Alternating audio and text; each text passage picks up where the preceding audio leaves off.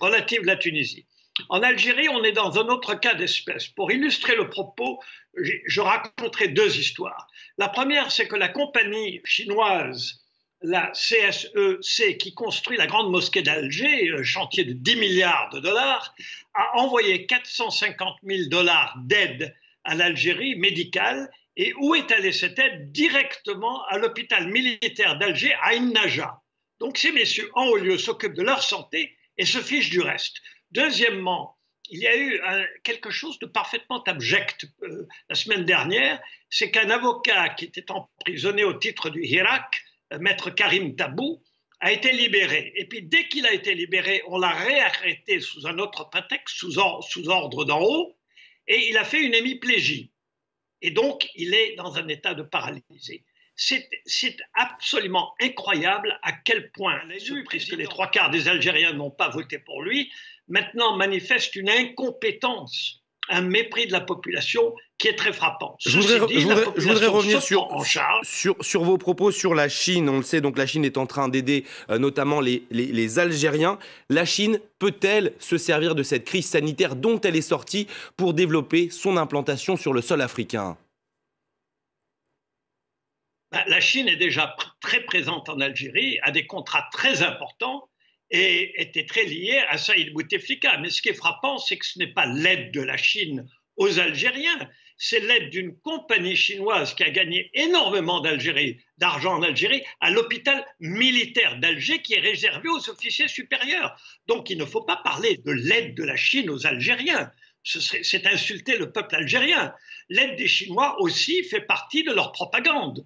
Donc peut-être que dans d'autres pays, ça se passe d'une autre façon. Mais à Alger, ils ne sont pas en train d'aider les Algériens. Il n'y a même pas un confinement général en Algérie. Donc on ne peut pas parler d'aide de la Chine au peuple algérien. Pas du tout. L'Algérie où le corps médical se dit très inquiet, on a lu ses propos ces derniers jours. Mais le corps médical, tant en Algérie qu'en Tunisie, et je présume au Maroc, ce sont des médecins. Et dans des périodes de très grande difficulté ou de crise, comme celle que connaît l'Afrique du Nord, la réaction du corps médical n'est absolument pas différente de la réaction du corps médical espagnol, italien ou français. Ce sont des gens comme nous. Ce qu'il y a de différent, ce sont les régimes, ce sont les systèmes politiques.